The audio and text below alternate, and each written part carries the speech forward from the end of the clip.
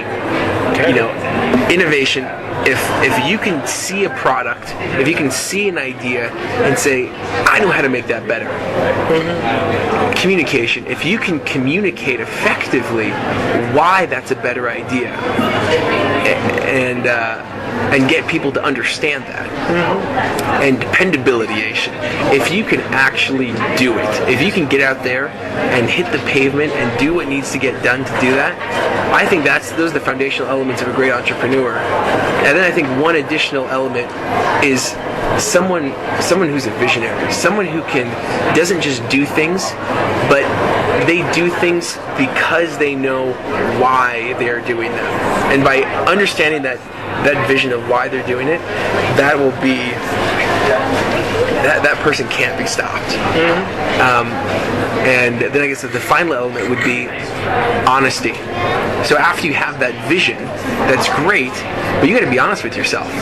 You know, just like with I was working on another company, like I said, doing consulting, and he had this great vision of how his technology could change the world, but he wasn't being honest with himself. So he did all of this work to build the concept of the technology without ever having done research to see who's out there doing it.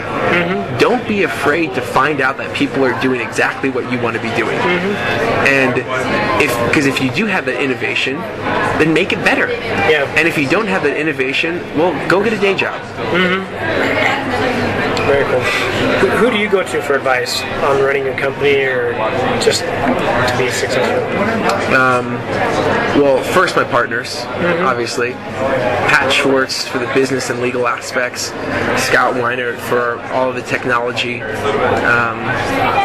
And those are obviously the first people that I turn to. Outside of that, I ask a lot of questions. John Bradshaw. He has a good business mind. I like his thinking because he's very realistic and very, very rarely will sugarcoat things. So if it's a spoonful of salt that he's thinking, you're not going to get much less than a spoonful of salt.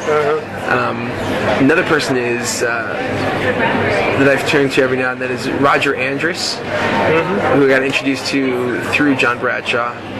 Just great guy, and really in it for good motivations. I like that about him. And then my father, he's done a lot of business and just really smart business person. And then my mother, who if I can get her support on something, I know I've got a golden idea, because she's pretty big at hey Emily. Hey, what's up? How are you? Good. Good to see you. Yeah, because my mother, if she gives her support on something, it's pretty rare. So if I can present it to her and she goes, oh, I like that, I think it's not my surefire green light, but it's a good indicator. Yeah. Very cool. So what advice do you have for entrepreneurs, people who are looking to start their own company now?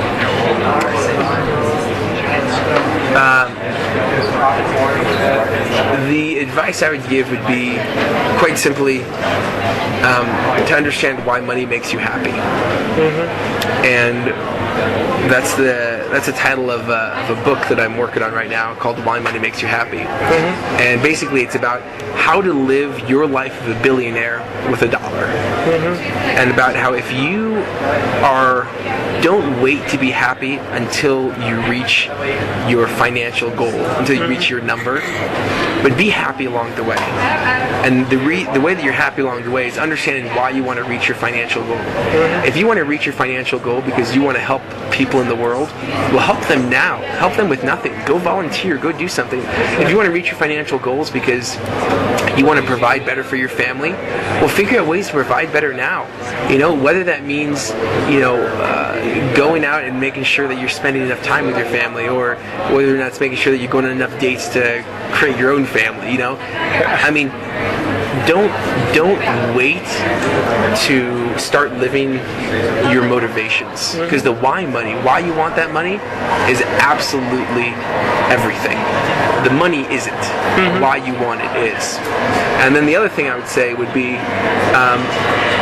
don't wait to enjoy those moments. I mean, in my mind, in my enjoyment level, I already am the president of $1 billion company, and I'm thrilled about that. And I don't think there's any reason why you can't visualize in your mind and enjoy success before the success comes. Because if you're humble, and if you're consistent, and if you're a visionary and have that integrity to follow through and communicate effectively and honestly, then it will be successful. Whatever it is, in whatever iteration that your business becomes.